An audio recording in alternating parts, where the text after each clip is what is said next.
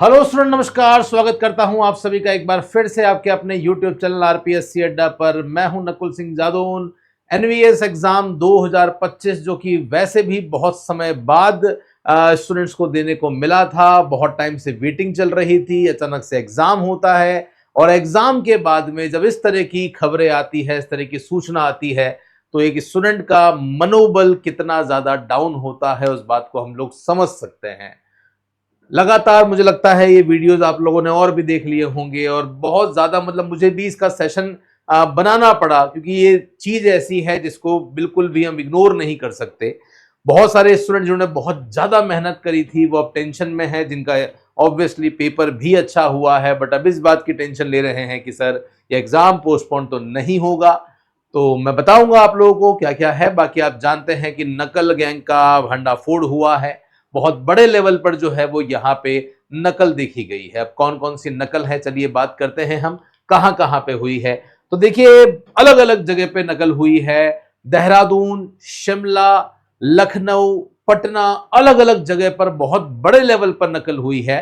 कुछ डिटेल जो है वो यहाँ पे भी है। आप में से बहुत सारे स्टूडेंट ने ये एग्जाम दिया होगा। आप जरूर, अगर आपके सेंटर में भी ऐसी ही कुछ चीजें, कुछ एक्टिविटी आपको देखने को मिली है, तो आप कमेंट बॉक्स में जरूर हमें बताइएगा, ताकि थोड़ी सी और चीजें जो है वो पता हमें चल सके। ये जो न्यूज है ये प्रेस ट्रस्ट ऑफ इंडिया के द्वारा आई गई है। मतलब ये बहुत ज्यादा ऑथेंटिक जो है वो इसे कहा जाता है। Electronic device seized during competitive exam in Dehradun, 7 candidates held. तो यहां पे आप देख सकते हैं इलेक्ट्रॉनिक डिवाइस जो है वो यहां पे मिली है। कहां मिली है एग्जैक्टली इन्होंने बता दिया है। ये एक सूचना थी।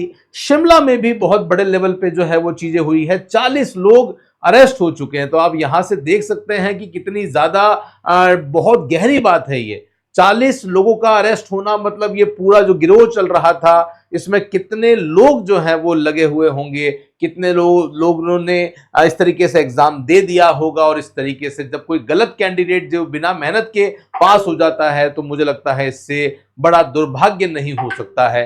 हर एक सीट के लिए स्टूडेंट बहुत ज्यादा तन मन धन से मेहनत करता है और अगर वो सीट उसको नहीं मिल पाती है तो ये हमारे देश का बहुत बड़ा दुर्भाग्य है। यहां भी आप देख सकते हैं जो एग्जाम आपका रविवार को हुआ था उसमें एसआईटी जो है वो गठित हो चुकी है। ये एसआईटी गठित हो चुकी है, इसके बारे में यहाँ पे डिटेल जो है वो दिख रही है। और हरियाणा से जो ये गिरोह जो है वो चल रहा था, ओके, और ये पूरी की पूरी डिटेल है।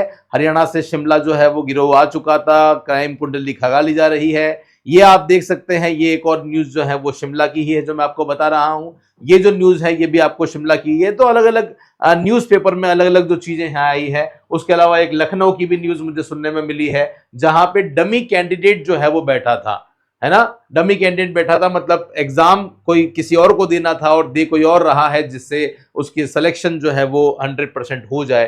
तो इस तरीके से न्यूज जो है वो बहुत ही ज्यादा आ रही है। ये लोकमत टाइम्स नागपुर की न्यूज जो है वो आपको दिख रही है, वही देहरादून वाली। ये मैं पटना वाली जो न्यूज है मैं आपको बता रहा था, जहां पे एक पर्सन है जिसे सॉल्वर कहते हैं। कौन होता है सॉल्वर? सॉल्वर वो होता है जो कि बेसिकली किसी डमी कैंडिडेट के रूप में वहां पे एग्जाम देने पहुंचता है। और ये भी आप देख सकते हैं कि एक सॉल्वर है जो गिरफ्तार हुआ है। यूपी के अभ्यर्थी के बदले औरंगाबाद का सॉल्वर परीक्षा देने पहुंचा था, इसको यहां से गिरफ्तार जो है वो कर लिया गया है। और ऐसी और भी बहुत सारी न्यूज है।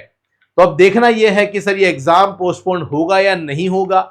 अगर पूरी छानबीन होने के बाद में एक्चुअल में अगर बहुत लार्ज लेवल पर चीटिंग हुई है, तो मुझे लगता है इस एग्जाम को पोस्टपोन ही हो जाना चाहिए। उसका रीजन यह है कि अगर आप समझिए बहुत गिनती की पोस्ट होती है, अगर 200 कैंडिडेट भी ऐसे होते हैं जिन्होंने चीटिंग करी है, तो वो कहीं ना कहीं उन सभी लोगों का हक छीन लेंगे जिन्होंने बहुत ज्यादा मेहनत करी है, जो लास्ट 6 से 8 महीने से 1 साल से 1.5 साल से मेहनत कर रहे थे, सेक्रीफाइस कर रहे थे, एक एक्सपेक्टेशन लेके बैठे हुए थे, उनके घर वाले की एक्सपेक्टेशन उनके प्रति लेके बैठे हुए। तो बहुत सारी चीजें हैं, बहुत सारी संवेदनाएं हैं इन सभी के पीछे। तो अगर पूरी इसकी जांच होनी चाहिए, जो टीम गठित हुई है वो बहुत अच्छी तरीके से इन्वेस्टिगेट करे।